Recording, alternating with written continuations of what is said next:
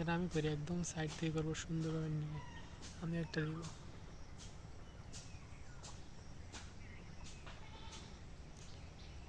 ও সবচেয়ে ভালো হয় কি আমি নিজে থাকি ভিডিওতে, আপনি ভিডিও করেন, সুন্দর হবে।